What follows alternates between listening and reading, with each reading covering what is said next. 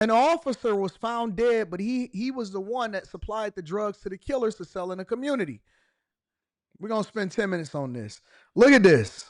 Now, what do you see? Pictures are worth 1,000 words, and I think that the way that we communicate should not just be based off of what we say, but what we see.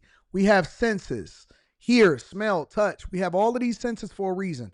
What I see is, well, I'm a reserve what I see. I'm a reserve what I see. As far as the conclusion of what I see. High Tolerance says you see bottom boys.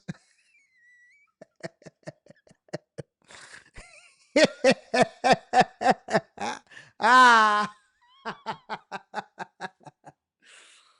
Oh, man.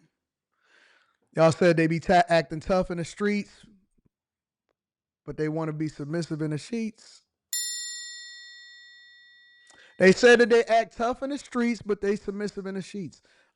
I heard that before. I heard a woman on TikTok that I was going to review the video for. Let me see if I can find that video.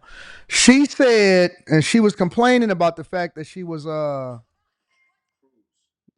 she had dated a guy that was on a deal. What was this video? Let me see. You know why I like streaming now without a job is because I don't really have a time limit on me. I could talk for as long as I want to talk. Is this it? That's not it. This is it. Back in 2023. Happy birthday to him. And I want to tell this story because I know there's. Let me see. So I dated a DL man in Houston back in 2023. Happy Pride to him. And I want to tell this story because I know there's a lot of women in Houston that are just so confused as to why dating is so hard out here. It's because these niggas are gay. All right. I'm going to save that one. Maybe I'll have that as a conversation on After Hours or something. I think I'm going to do a review video today. I've skipped over that video for whatever reason, but I might do a review video of that. But I heard that when they, honestly, this is what a lot of women are saying. They are saying they got a feminine spirit in them, Molly. This is what I heard. I heard that when you have blonde tip dreads, that sometimes, more often than not, that those are the ones that's the bottom boys. And I'm not saying that that's true. I'm telling you that that is what these women are now saying on social media. And again, I don't believe that. I'm not going for that. I don't believe none of that. I think that a lot of these women may deal with one guy or two guys that got some blonde tip dreads, and then all of a sudden they want to label everybody with dreads as sassy. I'm not believing that at all. I'm not believing that. Clayton, you said there's some fairies? I don't believe it. I don't believe it. Let's see what happened. Evening. Thank you for joining us. A day after the stabbing death of a St. Gabriel police captain, the investigative unit uncovered a bombshell about what led to the killing. The Iberville Parish Sheriff's Office confirms Captain Devin Boutte and the suspect Warren Mitchell were in a relationship that spun out of control for both of them. Best casualty with what she uncovered. Michael, Sylvia, this explosive information comes from the sheriff's office, where investigators told me Boutte and Mitchell were already on their radar after several tips. On Sunday, news of 34-year-old police captain Devin Boutte's potential murder rocked the small community of St. Gabriel. Devin was in love with the police department and the city of St. Gabriel. He loved this community, and they loved him. Boutte's chief, Kevin Ambo, was the first person to find his body. Hopefully I'll never have to witness something like that again. He tells us it was Boutte's boyfriend, Warren Mitchell III, who alerted him. Yeah, that's definitely some sass in that ass. Oh, yeah. Let me see. He tells us it was Boutte's boyfriend, Warren Mitchell III. Yeah, that's it. That's it right there. That is it. Yep. That's it. 100%. Oh, don't tell me y'all getting into a lover's quarrel and that men are now getting into lover's quarrels. You need a break, Molly? You don't need no break. You don't need no break. Don't tell me you getting into a lover's quarrel. You getting into a lover's quarrel with your boyfriend and you a boyfriend? No. No, that can't happen, bro. Who alerted him. I was notified by the sailor, sent an officer out. I came out and checked myself, and I ended up That's finding messed him, up. succumbed to his injuries. Mitchell confessed over the phone. The sheriff's office says Booty was ambushed here in his home while he was sleeping. Mitchell allegedly stabbed him twice, once in the front and in the back. And investigators Not the front and the back. that kitchen knife still inside Booty when they arrived. What they also recovered inside the home that the police captain and Mitchell had been sharing, drugs. According to the sheriff's office, Booty had been providing Mitchell with weed and meth to sell and use. Seems to be that Booty lost.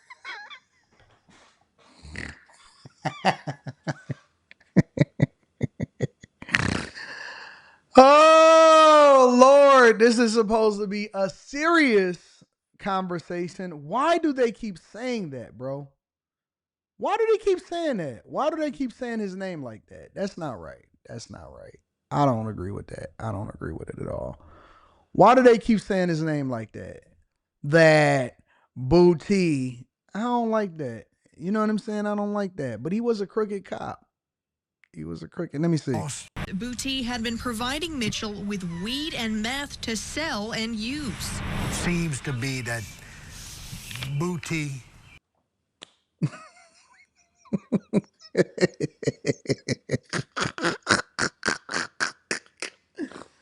Why, dog? I think that all of these people are doing this on purpose. They could say they could say the officer, the fallen officer, the man that was killed, all of this stuff. They could say all of that type of stuff.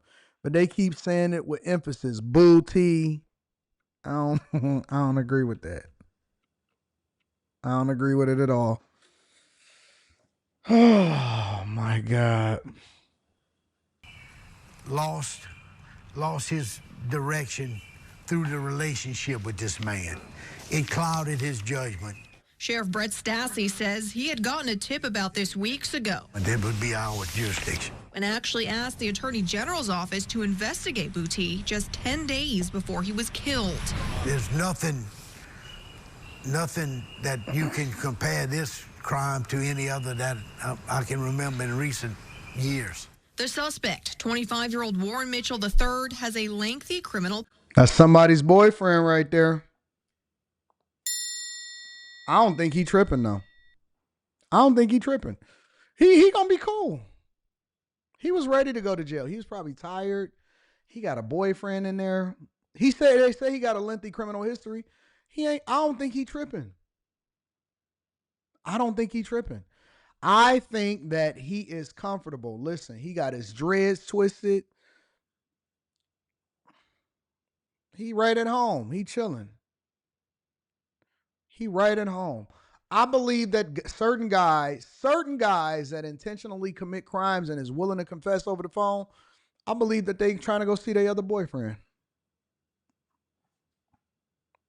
Past. Drugs, robbery, even some indecent behavior with back when he was a juvenile. And was even a suspect in a murder in Texas in 2021. In fact, he was out on bond for a robbery he allegedly committed last month when the stabbing happened. We've talked to the people in the community. Stassi says that robbery was a key point in the pair's increasingly toxic relationship. He thought that he was trapped in this relationship and this was the only way out. He had attempted a couple times prior to get out of this relationship, and he couldn't seem to get away. What the fuck is going on? So wait a minute. You so that entrenched with a man that you can't leave him behind. That's some stuff that women say. Women say, I can't leave him. Oh my God, this is such a, but it's so good. I love him. That's the stuff that women say. Men don't say that. Men don't say that they can't get out of a relationship. I attempted to leave, but I couldn't get out. This is wild. And then the officer is supplying the other guy with the drugs in order to sell. Jesus, Lord have mercy. Meaning what exactly? A few weeks ago, he did a robbery at a store, knowing that he would be arrested and brought to jail. And that in fact happened. He posted a $27,000 bond, and Captain Booty went to the store and tried to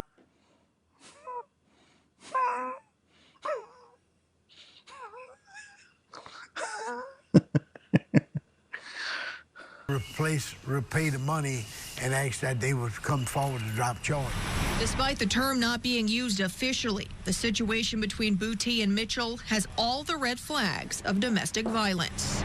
He used some coercion and to keep pressure on him that I went and paid the money back. I got you out of the middle place. I did this. Just some control tactics that he used to kind of control him. Despite Stassi wanting them to hold Mitchell without bond, Judge Elizabeth Angolio set it at $500,000 this afternoon.